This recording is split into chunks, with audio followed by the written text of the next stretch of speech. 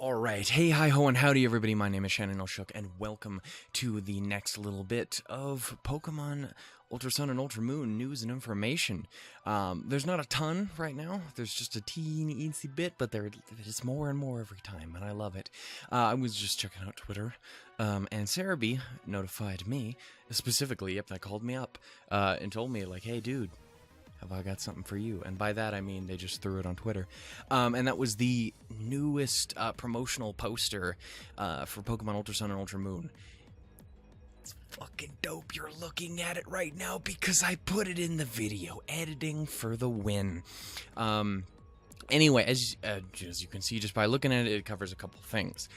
Most notably, obviously, are the main player characters, male and female. Hey guys, how you doing? I see you there looking like, I'm gonna get you. Don't you be doing evil, doing us doers here in Alola, you bastards. And the girl looks like she's got a cough or something. But point is, they're down. They got expressions. As well as other things that we see are, of course, the three starters. Big surprise there. How, Lillie, and Gladion, who all seem to be cool, doing their own thing. There's only one of them I'll really be talking about in this video, and it's the one that you think it is. We also see, of course, our two new Necrozma forms, Dawnwings and Duskmane, chilling in the background, being like, sinister as fuck. But they're chilling there, which is really cool. And those are kind of all the big things that poke out to us. Of course, also there's little Nebby in the bottom, pewing away, going all like, oh, don't let Necrozma eat me, no. Yeah, by the way, I'm very interested to see how that's gonna go, if that is spoilers at the end of Sun and Moon for those who are not in the know. And this will contain spoilers for Sun and Moon, obviously. Nebby is Solgaleo and Lunala, so it's very interesting that Necrozma's gobbling them up, so I'm very curious if that is little Nebster getting the smackdown, or if it's gonna be something else. I would assume it's Nebby, and I'm gonna cry myself to sleep every night, because I'll have to know that my little bun is gonna get murderized by a goddamn space demon. But for now, there are two things in particular that I really wanted to talk about when I saw this poster. Obviously, I wanted to geek out about it because it looks really cool. I see Primarina chilling over there, rocking the I'm a singer, and I kinda love it. And of course, this is Decidueye and Big Motherfucking Cat doing their thing as well, but they're not as cool, so we don't talk about them. I'm just kidding. They're cool. It's just Primarina's dope. Anyway, there was two things in particular I really wanted to talk about this video, and they're not particularly unnoticeable things. If you've seen the poster already, you're like, wait, that's interesting. But they're interesting to think about and what they're actually going to mean for the future of the game. And that's, the first one is just something small, and the other one's kind of hidden. So we're going to go after the small thing first. Maybe make a sexual joke about that, but I won't because news. And that's, of course, Lillie. There's two things in particular about Lillie that are noticeable. Number one, she's wearing her Z-powered form outfit, which is kind of cool. For those, again, who don't know, in the original Sun and Moon game, after her kind of confrontation with her crazy psycho mother, she decided to, of course, change herself as best she could to kind of live her own life and move on forward, and she called it, of course, her Z-powered form, and she's, go do stuff. And, of course, at the end of the game, she goes off and does stuff. So the interesting thing here is, number one, they show off in that, so that's kind of cool. I don't remember them ever showing off any... Actually, I know that they never showed off any stuff with her Z-powered form in the original trailers for the first game, because, of course, it was like... They were specifically trying to fuck with you with the whole she looks a lot like Nia Lego thing. It's because her mom dresses her up to look like Nia Lego, because she's fucking crazy. But, of course, yes, they wanted to keep that all secret so that, of course, they're not like, oh, you're obviously not that thing that you look like, that everyone assumed you were like that. In disguise. Not in these skies. This ain't Gen 6. We ain't got no sky battles here. That was an interesting idea. I'm curious if they should ever bring that back. I don't know. What's your opinion? Tell me down below. All two of you who will watch this. If even that, God, this is a small thing, probably. Whatever, moving on. Point is, Lillie's wearing her Z-Powered form, which is cool. The other thing that's important to notice about her is she is carrying a Pokeball, which, as one who's from the outside might look at it, goes, well, it's Pokemon. Isn't that something that literally everyone carries everywhere? And I would say, yeah, generally speaking, you're right. Except for Lillie, because Lillie specifically says over and over that she does not like Pokemon battles. She avoids them at all costs. She doesn't like seeing Pokemon get hurt. She's caring to a point, like, that she doesn't deal with it. And even in your kind of quest to move along, she's always rooting for you, of course, because she's like the best cheerleader ever. Thank you, Lillie. You're my best friend. Why did you have to leave? Don't you dare leave me again. But she never wants to do it herself. Unless, at the end of the game, if I am mistaken, when she does go to Kanto to go help out her mother after her crazy bullshit, if she ever mentions, like, she's actually gonna go out and become a trainer or anything, it seems like something she at that point could consider doing, but I don't think it's ever stated that's what she intends to do necessarily. So yeah, that's the biggest thing with Lillie is the fact that she has a Pokeball. So obviously that means a couple questions. This also something, the first thing that everyone seemed to take notice of when I saw that it was first posted. So obviously that can mean a few things. It raises the question, do we battle Lillie at any point in the game? Whether it be just a small battle in the beginning, if she plays the role of a rival very much in the same way as Gladion and How, perhaps she's another friend style rival in the same way as How.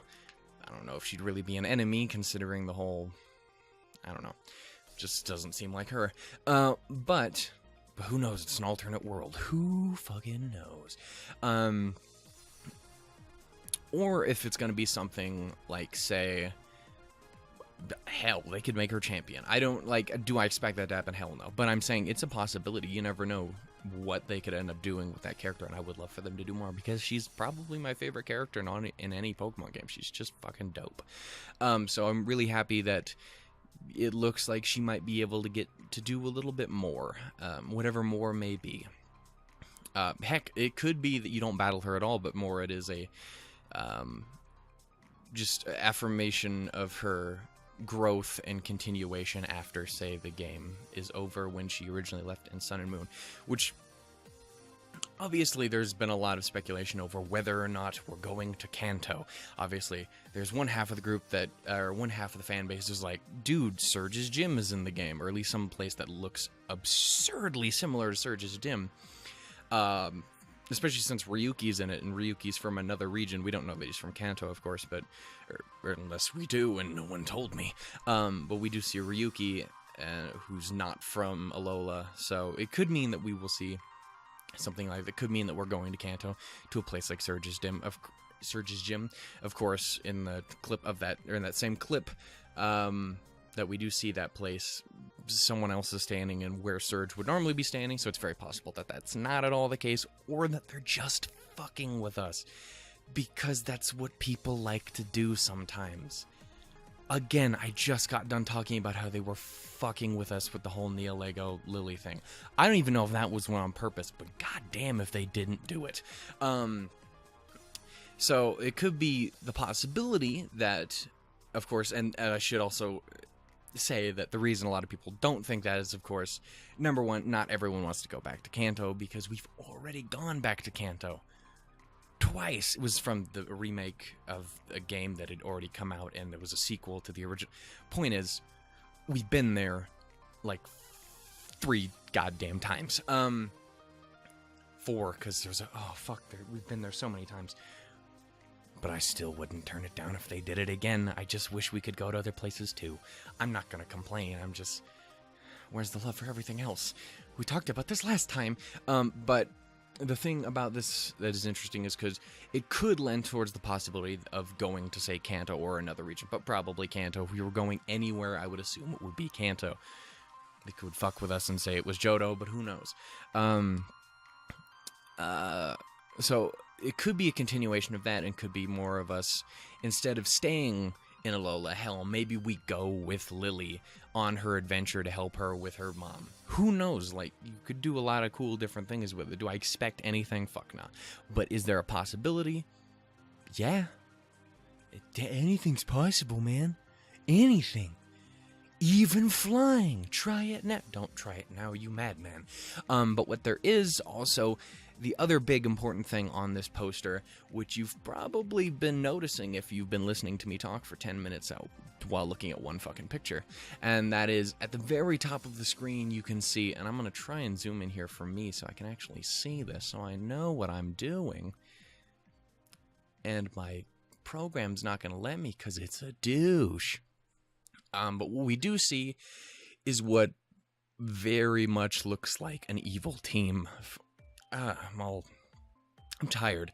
What very much looks like an evil team for Pokemon Ultra Sun and Ultra Moon. And obviously the interesting thing about that is we've had two teams already in the original games. Of course, we have Team Skull, and spoilers, the Aether Foundation was kind of fucked up as well. Like, when neither of them were particularly evil. One was just a group of not shitty, but just really upset teenagers who've been fucked over in their life, and we're just like, hey, we don't like that anymore, so we're gonna... Cat, are you ripping up my floor? What's wrong with you? Anyway, people who were not taken too kindly to how people were treating them, and to show off how strong they were, and like, we're not gonna take it. They're like, we're gonna take it by it being your Pokemon, was basically their whole thing. And then, of course, there was the Aether Foundation, again, which wasn't inherently evil. It was just run by one crazy bitch who wasn't even that bad in the first place, too, because she was all mind manipulated by space jellyfish,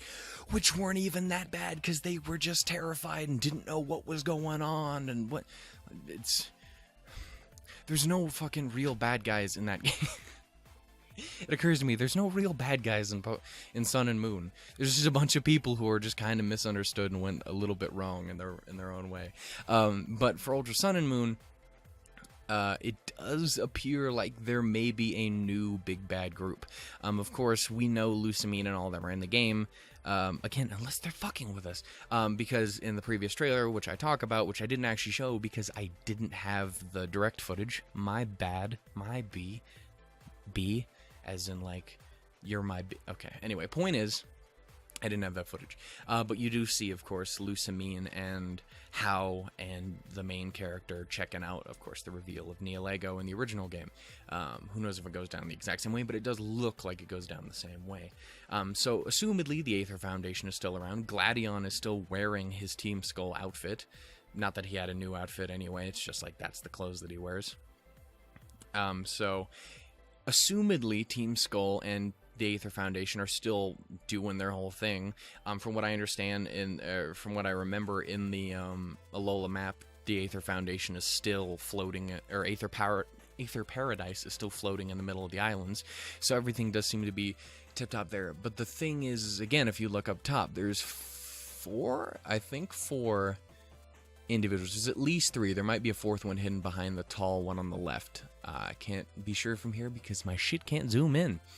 But obviously there are multiple people up there, and they're dressed in very interesting outfits. Almost, it's interesting because looking at them now, it's like it's almost part armorish, while still kind of almost like an old school flair to it. So I'm very curious if it old school flair. By that I guess I mean almost like an ancient kind of thing. So it's an interesting combination. So the question I have to wonder is if that is perhaps the Aether Foundation, and it's just gotten its new upgrade in its looks, and everyone looks a little different, in the same way of perhaps Neoplasma in Black and White 2 in comparison to the original Black and White games. Which I can't talk too much about because I never actually played through those games. My bad. Someday. But, so, you know, I'm very curious to see what that is. If that is perhaps the Aether Foundation or something new altogether.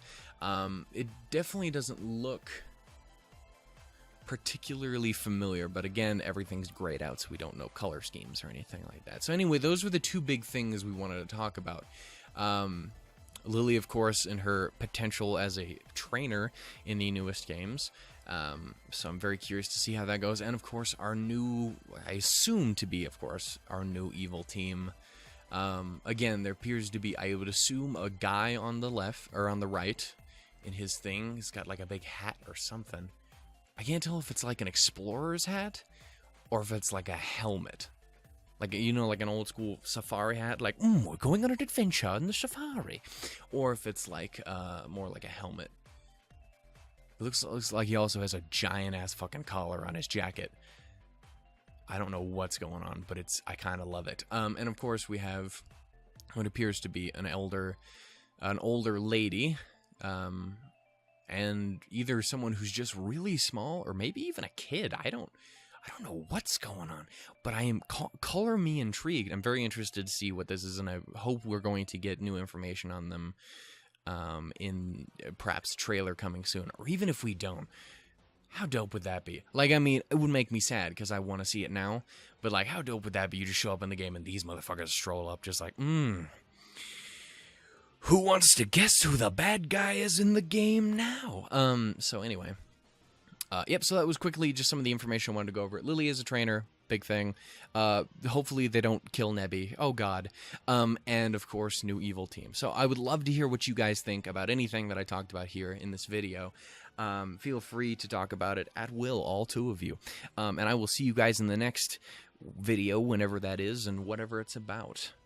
I somehow managed to talk almost as long in this video about this one picture as I did an entire It's madness. I will see you guys next time. Toodles, dudes, and lemons. Oh, bye-bye. Put myself in a box. Put it in a box. Put the lid on the box. And then ship my ass to fucking Mexico. I don't know why Mexico, but the point is, play a lot of games with cute anime girls in it. Anyway, so this game's fucking questionable. But you know what? So am I. So it's a match made in heaven.